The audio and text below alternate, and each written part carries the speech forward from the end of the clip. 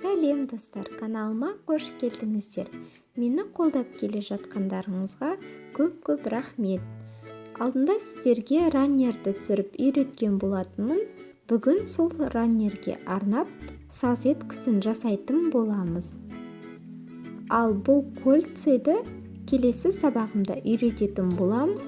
Бүгін осы салфетканы бірге жасайық. Достар, салфеткамыздың размері 38-де 38. Сіздерге оверлоксыз тігуді үйрететін боламын. Ең алдымен қыздар, біздерге түзеу тігіс тігетін машинка қажет болады. Одан кейін үтек қажет және қайшы, метровка, бірнеше инелер қажет болады. Және машинкамен осындай набор жүреді. Ішінде бірнеше инесі, ауыстыратын лапкалары бар. Одан кейін линейка қажет, матаға түстес жібіміз және бор алатын боламыз. Матаңыз ақ түсті болса басқа аласыз. Және осындай тетрадтан қағаз қиып алатын боламыз. Ең басты бізде дак матасы, однотонный дак матасын қолданатын боламыз. Қыздар, ең алдымен біздер ВТО жұмыстарын жүргіземіз. Бұл матамызды жуып, үтіктеп алатын боламыз. Раннерде айтқанымдай. Және шетіндегі кромкасын қиып тастайтын боламыз. Қыздар, мен кромкасын бұл жерде қиып тастаған болатынмын. Негізі кромканы қимай-ақ қойсаңыздар да болады. Себебі біз майыстырған кезде ішкі бөлігіне салып жіберетін боламыз. Ал сіздерде оверлок болатын болса, онда қиып тастайтын боласыздар. Және матамызды жаңа айтқанымдай дұрыстап үтіктеп алатын боламыз. Жаңа айтқанымдай біз оверлоксыз тігетін боламыз. Сондықтан сіз алатын размерден салфетка 38 болса, біз 10 см бірге қосып алатын боламыз. Сонда біз 48-де 48 етіп өлшеп алатын боламыз. Сіздерде бұрыштық линейка болса, сонымен шығаратын боласыздар. Болмаса осындай ақ бетті алып, шеткі жағын шығарсаңыздар болады. Осындай түзеу қағазды алып. Немесе ұзын линейкаңыз болса, барлығын ұзын линейкамен осылай бормен сызып алатын боласыздар. Борларыңыз, қыздар, үтіктеген кезде кетіп қалады. Сондықтан одан қорықпасаңыздар болады. Дак матамыздың ені, қыздар, бізде 1,80 м, бұл стандарт размер деп айтқан болатынмын.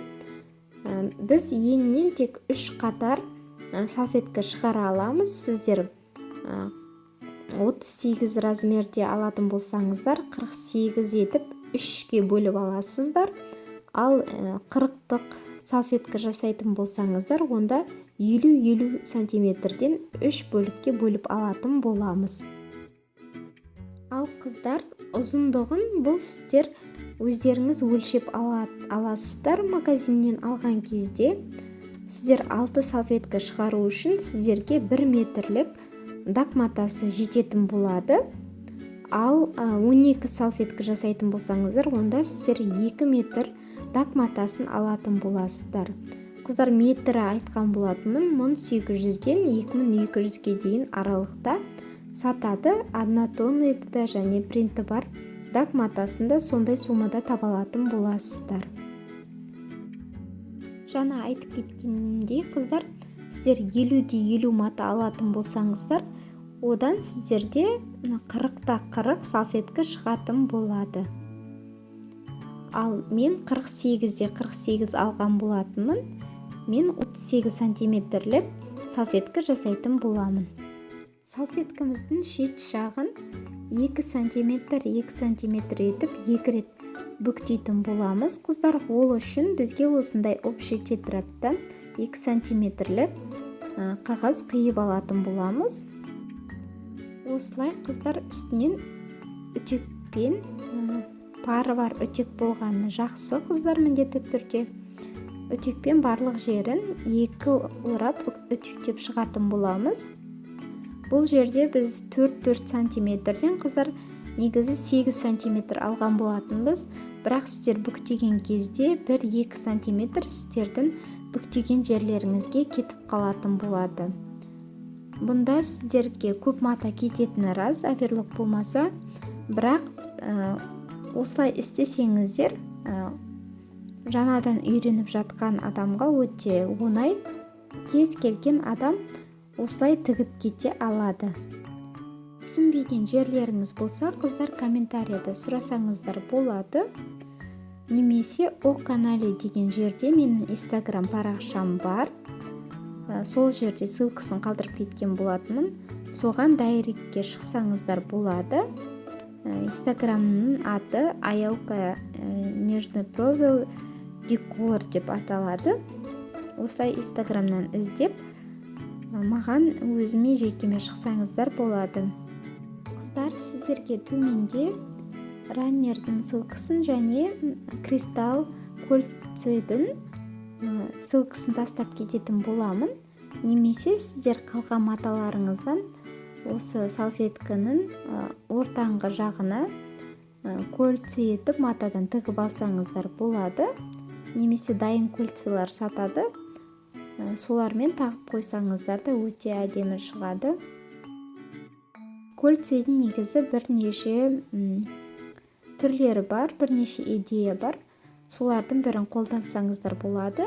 Мен де сіздерге солардың бірін кольцо сабағымда үйрететін боламын.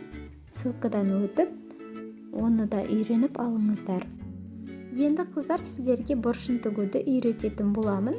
Ең алдымен барлық бүктегенімізді ашып аламыз. Одан кейін екі жағында да тек бір бүктеп қалдыратын боламыз. Одан кейін қыздар, бір жағын бір бүктеп, сол бүктелген жерге ұзын сызықпен бормен белгі салып алатын боламыз. Одан кейін қыздар, қайтадан ашып, екінші жағымызды екінші рет бүктеп, ол жаққа да бормен сызып алатын боламыз. Енді ашқанда қыздар, міндетті түрде бір бүктелген бізде қалу керек.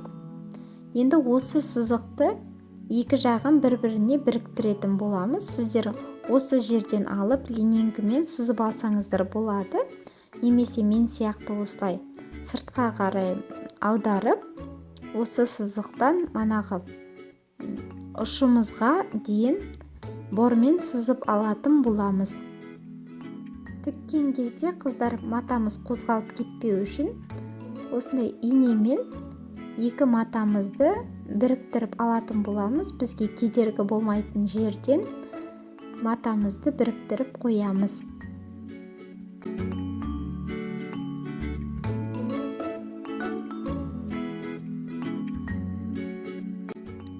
Міне қыздар, сызған жерімізден жаңағы екінші майыстырған бұрышымыздан екеуін біріктіретін боламыз, екі ортаны.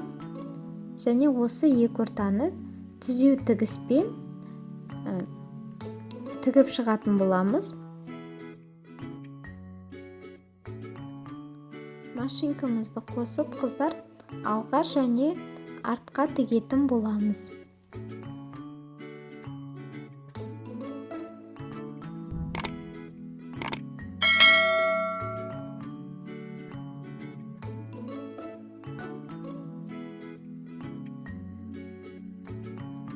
Артық жіптерімізді қыздар міндетті түрде алып тастайтын боламыз. Және осы бұрышты 5 мм қалдырып қиып алатын боламыз. Жаңа инемізді алып тастаймыз. 5 мм етіп қиып және бұрыш жағында түзеу етіп қиып тастайтын боламыз. Бізге кедергі болмау үшін. Енді осы бұрыштан кері қарай айналдыратын боламыз. Сол кезде қыздар, бізде әдемі бұрыш шығатын болады. Осылай 4 бөлігінде дәл осы көрсеткендей етіп тігіп алатын боламыз қыздар.